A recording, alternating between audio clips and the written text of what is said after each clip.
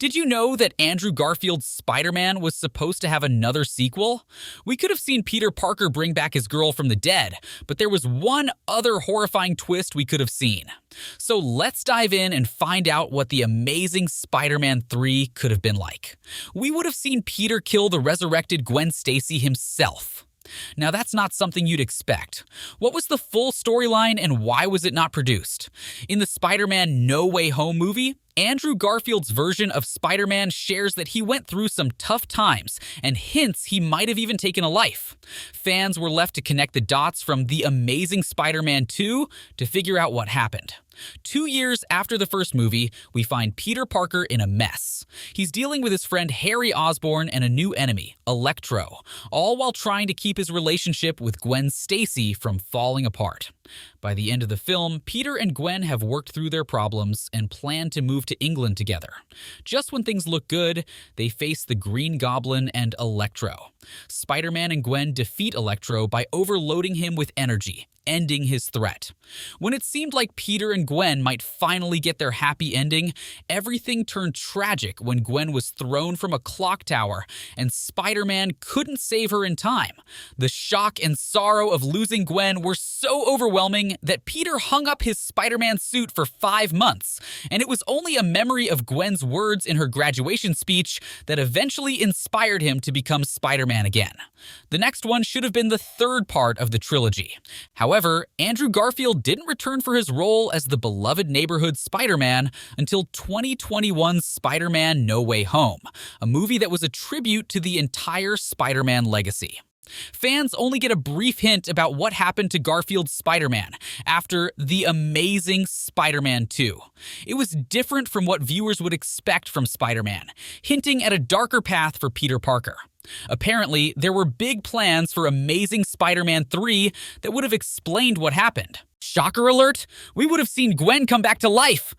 Dennis Leary, who played Captain George Stacy in The Amazing Spider-Man, revealed in an interview that the third movie would have a pretty wild twist. He mentioned that Peter Parker might have figured out how to bring people back to life. Even though this sounds like a crazy idea, Spider-Man stories are famous for their unexpected surprises, so it really wouldn't have been too out there. There were plans to bring Gwen Stacy back, but with a twist. She'd be bonded with the Carnage symbiote. You'd think this could be a chance for Peter to deal with his sadness and move forward, right? But it turns out the story becomes even darker. In the plans for the next Spider-Man movie, Gwen Stacy would have returned with a huge twist. She'd become Carnage. This would mean that Gwen turns into one of Spider-Man's enemies. And this time, Peter would have to face and possibly defeat her alone. Andrew Garfield, who played Spider-Man, hinted that if this storyline had happened, it would have been one of the darkest and most intense versions of Spider-Man ever seen in a live-action film. He even teased a bit about how intense it could get in the movie Spider-Man No Way Home. Speaking about enemies, we could also have seen something on the Sinister Six. The third The Amazing Spider-Man movie was set to wrap things up with the notorious Sinister Six and a brought-back-to-life Norman Osborn as the main bad guy. They even planned for other villains like Vulture to show up. At the end of The Amazing Spider-Man 2, we got a sneak peek at the Sinister Six forming, featuring badasses like Dr. Octopus and Vulture.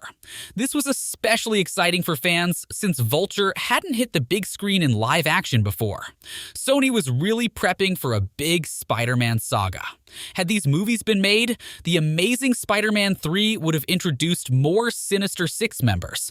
And unlike the Spider-Man movies starring Tobey Maguire, where most villains didn't make it past their debut, all of Andrew Garfield's Spider-Man villains survived their first encounters, setting the stage for epic showdowns in future films. Sony doubled down on these big plans by setting up a special place for the Sinister Six at the Ravencroft Institute, where each villain would have their own space.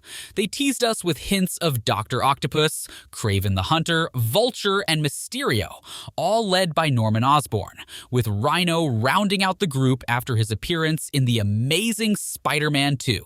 It's possible Rhino got away after the big fight at the end of that movie, setting him up to be the main villain in the next one. But here's a twist. How would Norman Osborn be alive to lead them? Well, in a scene that was cut from The Amazing Spider-Man 2, it turns out Norman, who was supposed to have died from a terminal illness, was actually kept alive just as a head in a box. Eventually, he would have gotten a new body and led the Sinister Six in a massive fight against Peter Parker. Who would have won? We'll never know for sure, as that story was left untold, leaving it up to our imaginations. Another ending could see Spider-Man going wild. After the heartbreaking loss of Gwen Stacy, Peter Parker could have headed down a much darker path. Struggling with deep sadness and anger, he was the perfect candidate for a mysterious alien symbiote that feeds on these strong emotions. While still carrying the guilt of Gwen's death, Peter discovers that Oscorp has been keeping a secret black substance. This was initially created by his father as a potential cure for cancer. Unfortunately, this substance is the symbiote, which sticks to Peter's suit and transforms him. He becomes more aggressive and dangerous, now wearing a terrifying black suit. This new change alters his suit and personality, steering him towards a more evil path. Under the control of the symbiote, Peter Parker changes dramatically. His mission for justice gets blurry, and he embarks on a ruthless rampage of revenge against those he blames for Gwen Stacy's death and other wrongdoers, embracing a darker side hinted at in No Way Home. However, Peter doesn't completely lose himself to his anger. The story takes an exciting turn when Eddie Brock, suffering from cancer, asks for the symbiote back, believing it could save him.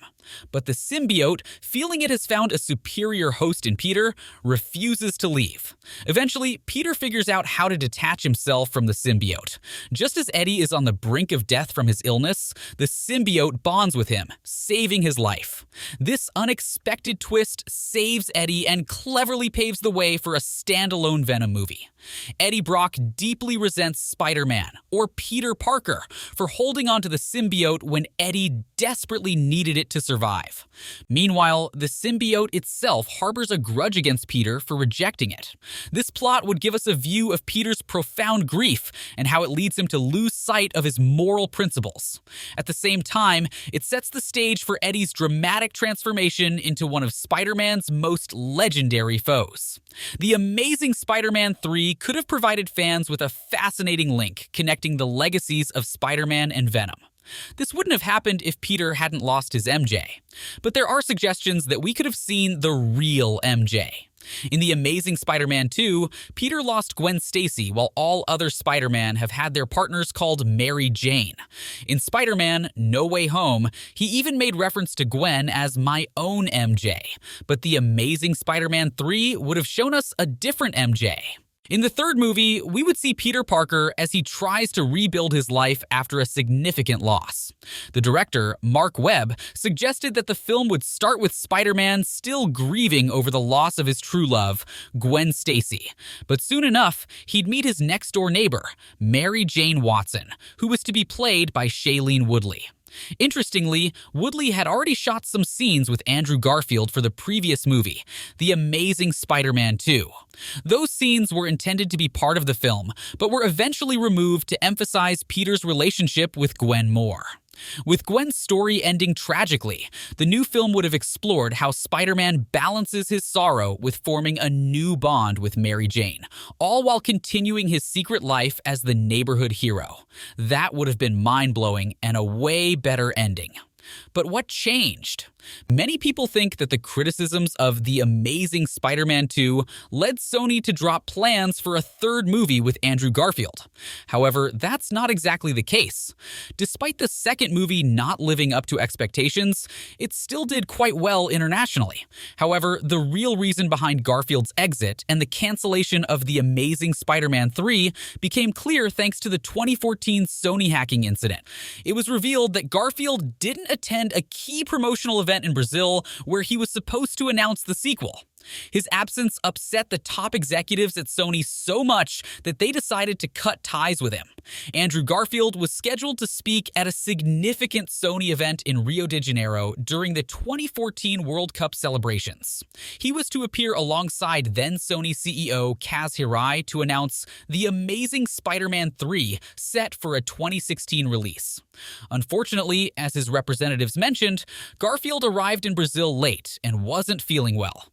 Just hours before the event, he decided to pull out, causing Hirai to drastically change his presentation and cancel the Spider-Man announcement. This last-minute decision did not sit well with Sony executives, including Hirai, who felt personally let down. While many might understand Garfield's reluctance to face a big audience while sick, backing out at the last minute generally doesn't end well, regardless of whether you're a movie star or not. Leaving your boss to manage such a situation alone can lead to significant professional consequences. Canceling future The Amazing Spider-Man movies upset Andrew Garfield. However, his comeback in Spider-Man No Way Home has sparked new possibilities. With the multiverse now open, there are endless opportunities to continue Garfield's story as Spider-Man. It's now in Sony Pictures' hands to decide whether to pursue a live-action continuation of his journey. Do you think we might eventually uncover the untold story of what happened after Gwen's tragic death in the series? Let us know your thoughts in the comment section below. Also, hit the like and subscribe buttons to get updated on more exciting content from us.